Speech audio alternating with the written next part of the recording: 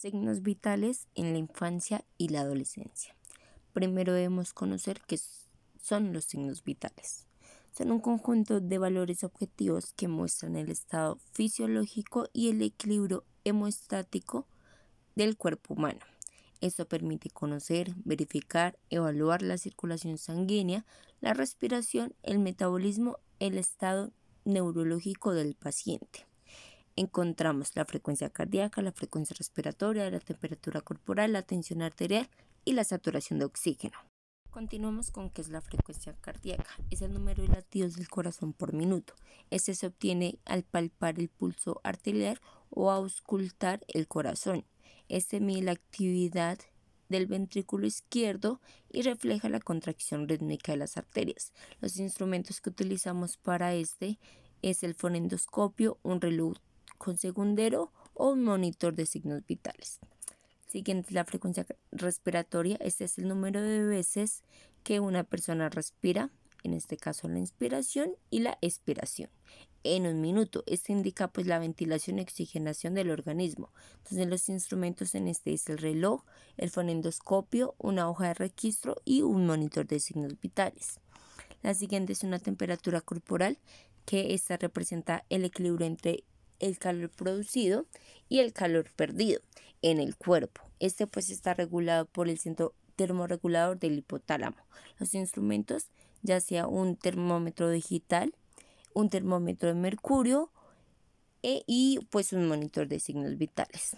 El siguiente es la tensión arterial o presión arterial. Esta es la fuerza que ejerce la sangre contra las paredes de las arterias cuando el corazón se contrae, la sístole, y se relaja, la diástole, y esto evalúa el estado circulatorio y cardiovascular. Los instrumentos que utilizamos es el brazalete de diferentes tamaños pediátricos, un fonendoscopio y un monitor de signos vitales. Y por último tenemos la saturación de oxígeno, que esta es la cantidad de oxígeno transportado por la hemoglobina en la sangre arterial y se mide de manera no invasiva mediante la oximetría de pulso. Entonces los instrumentos es el oxímetro de pulso, DDO o sensor pediátrico, un monitor de signos vitales con sensor de saturación de oxígeno. Encontramos unos factores que modifican los signos vitales. Eso se deben evaluar durante el examen físico o el control diario de los pacientes de forma numérica para ubicar dentro de los rangos, los cuales deben ser conocidos por el personal de salud. Estos valores pueden variar, depende de la persona, por factores como la edad, el sexo, la hora del día y la actividad física. La monitorización continua de los signos vitales proporciona información sobre alteraciones físicas en tiempo real y facilita la toma de decisiones ante cualquier cambio clínico. La cantidad o número de veces que las personas respiran en un minuto corresponde a la frecuencia respiratoria. Para lograr la respiración es necesario verificar la frecuencia, que es el número de respiraciones por minuto, el ritmo, que es la secuencia de regularidad, la profundidad, que es la cantidad de aire que entra y sale en cada respiración, y la simetría, que es la igualdad de los emitoras. Según la edad, la frecuencia respiratoria varía en la infancia y se muestran los valores según su edad. Se recomienda medir este signo vital en reposo debido a que la ansiedad y la agitación que se presenta durante una valoración física altera la frecuencia basal. Por esta razón, la frecuencia respiratoria debe ser el primer signo vital evaluado. Cuando se incrementan las necesidades metabólicas de los niños con actividades como el ejercicio o en condiciones clínicas que generen dolor o fiebre, entre otras, y aumenta la frecuencia respiratoria. A continuación tenemos una tabla que es la frecuencia respiratoria según edad. Tenemos el recién nacido, que tiene de 30 a 60 respiraciones por minuto. El lactante menor, que es de 30 a 40, lactante mayor de 20 a 30, de 4 a 6 años, de 20 a 25, de 7 a 12 años, de 16 a 20, y mayores de 12 años, de 12 a 18 respiraciones por minuto. En pediatría, los niveles de la presión arterial deben interpretarse en función del sexo, la edad y la altura, para evitar una evaluación errónea de los niños que son extremadamente altos o bajos.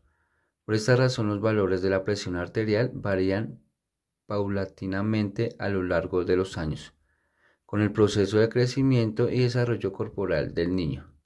Sin embargo, hay otros factores como la ansiedad, el ejercicio, el dolor, la obesidad, el gasto cardíaco, la resistencia periférica y algunos medicamentos que pueden afectar los valores de la presión arterial. En este país se utilizan como valores de referencia de la presión arterial en niños los estandarizados en las tablas, que contienen los percentiles de presión arterial sistólica y presión arterial diastólica para niños de 1 a 17 años de ambos sexos, distribuidos en 7 percentiles de la talla del percentil 5 al 95. Esos valores estándares son los adecuados para determinar el patrón de normalidad de la presión arterial en niños. A continuación tenemos una tabla simplificada. Esta está diseñada como una herramienta de tensión rápida para la identificación de niños y adolescentes que necesitan una evaluación adicional de su presión arterial a partir de mediciones repetidas de la presión arterial. Acá podemos encontrar la tabla donde sale la edad, la presión sistólica y la presión diastólica en niñas y la presión sistólica y la presión diastólica en niños. También hay algunas alteraciones de la presión arterial, que es la hipertensión, que es la medición de la presión arterial sistólica, y la presión arterial diastólica, que es mayor o igual a 95 percentil en función de los percentiles de edad, sexo y talla. Y está lo que es la hipotensión, que es la medición de la presión arterial sistólica y la presión arterial diastólica, que es menor de 50 percentil en función de los percentiles de edad, sexo y talla. El ritmo cardíaco se puede ver afectado por factores como la edad, el estado emocional, la temperatura y la actividad física. Para evaluar el pulso se deben considerar las siguientes características. La frecuencia, que es el número de pulsaciones por minuto en niños, la frecuencia varía según la edad. El ritmo hace alusión a la simetría de las pulsaciones, que pueden ser regulares o irregulares. El volumen o la amplitud, que es la fuerza o la cantidad de sangre bombeada por el corazón en cada contracción o latido. Habitualmente se mantiene constante en cada latido. El volumen del pulso puede ser descrito como lleno o palpitante cuando de la sensación de plenitud en la arteria, y cuando se palpa y se comprime con dificultad, o pulso débil o filiforme, si desaparece cuando se comprime con los dedos sin mucha presión. A continuación tenemos una tabla de frecuencia cardíaca según la edad. En neonatos tenemos de 90 a 190 pulsaciones por minuto y un promedio por minuto de 140. De 1 a 6 meses de 75 a 165 y un promedio por minuto de 120. De 6 a 12 meses de 75 a 155 y un promedio de 115 por minuto. De 1 a 2 años de 70 a 150 pulsaciones por minuto y un promedio de 110 por minuto. De 2 a 5 años de 70 a 140 y un promedio de 105 por minuto. De 6 a 10 años de 65 a 125 y un promedio de 95 por minuto.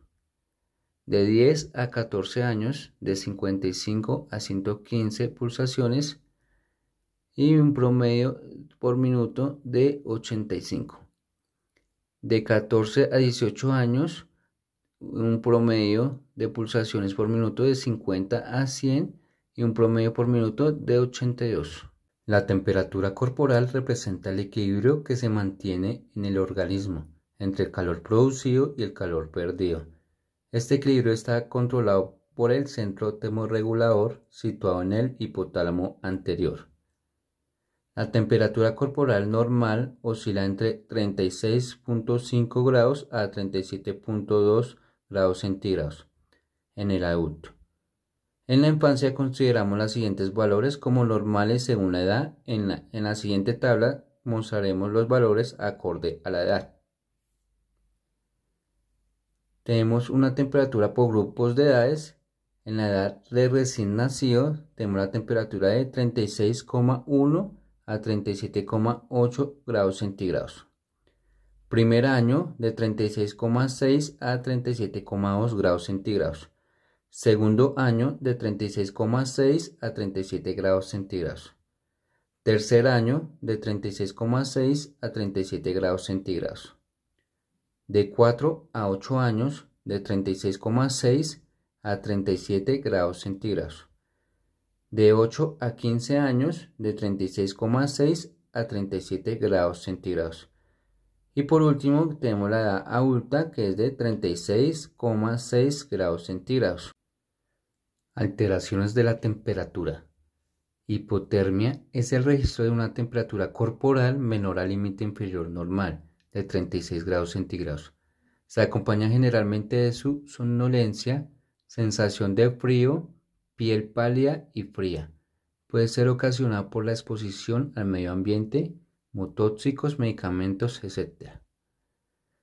La hipotermia es el registro de la temperatura corporal por encima de 37 grados centígrados, medido en la boca o en la zona axilar, o de 37,6 grados centígrados, medido en el recto. Se acompaña de aumento de la frecuencia cardíaca, escalofríos, piel rubicunda y caliente. Se presenta generalmente por causas infecciones o inflamatorias. En la siguiente tabla podemos clasificar lo que es la hipotermia. Tenemos lo que es la febrícula, que es la temperatura de 37,2 grados centígrados a 37,9 grados centígrados.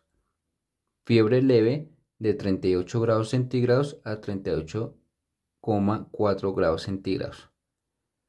Fiebre moderada de 38,5 a 39,4 grados centígrados.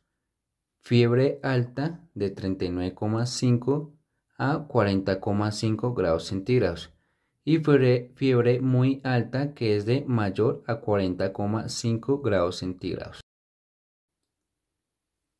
La oximetría de pulso no supera la evaluación de parámetros respiratorios realizando con gases arteriales, pero permite una evaluación rápida y el seguimiento continuo a pacientes inestables, ya que existe una correlación entre la saturación de oxígeno y la presión arterial. Los valores normales esperados de la saturación de oxígeno se encuentran entre 95% y 97%, con un rango de variación del 2%. Los valores de la saturación de oxígeno se pueden ver alterados por factores como el movimiento, la perfusión baja, la pigmentación de la piel y esmalte de uñas, la interferencia electromagnética, la interferencia de la luz ambiental y las variaciones de la hemoglobina. Ahora continuamos con el dolor. Desde lo biológico consiste en respuestas del sistema nervioso central desencadenadas por estímulos nociceptivos, que son las sensaciones dolorosas que se expresan en los órganos y sistemas del cuerpo de forma diferente. Respuestas vinculadas en su mayoría a la actividad del sistema simpático y a la liberación de catecolaminas, que esto deriva de la actividad que se haya realizado y que ejerce una acción en el organismo. El dolor tiene diferentes escalas que se pueden medir. Tenemos la escala de Flack, que esta se utiliza para niños pequeños de 1 a 3 años o aquellos que no tengan una comunicación verbal a su dolor. Esta evalúa el comportamiento observable del niño. La cara se evalúa la expresión facial, tranquila, mueca o llanto, las piernas relajadas o inquietas, la actividad, el movimiento corporal, si está quieto o inquieto, el llanto, la ausencia, quejido o llanto continuo, y la consolabilidad, que es la capacidad de ser consolado. Continuamos con la escala de caras de Wong-Baker. La de recomendada son niños de 3 a 7 años. Esta valora ya que el niño elige la cara que mejor representa el dolor que siente, desde una cara sonriente, que es sin dolor, hasta una cara llorando, que es dolor máximo.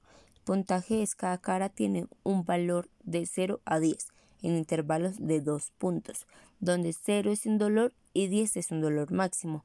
Esta trata de ayudar al niño a expresar visualmente la intensidad del dolor usando imágenes fáciles para que ellos las puedan entender. Y por último tenemos la escala visual analógica, EVA. La recomendada son niños mayores de 8 años. Esta valora ya que el niño identifica la intensidad de su dolor marcando en una línea o escogiendo un número. Los tipos encontramos EVA, línea continua de 10 centímetros, de sin dolor a peor dolor. Y una escala numérica del 0 al 10. Entonces, en el puntaje encontramos que si es de 0 a 4 es un dolor leve, de 5 a 7 es un dolor moderado y de 8 a 10 es un dolor intenso. Trata de evaluar el nivel subjetivo del dolor que el niño percibe de manera verbal o escrita. Y por último, en esta imagen podemos encontrar las 3 escalas que se valoran en el dolor en pediatría, donde cada una está un poco más resumida y un poco más clara.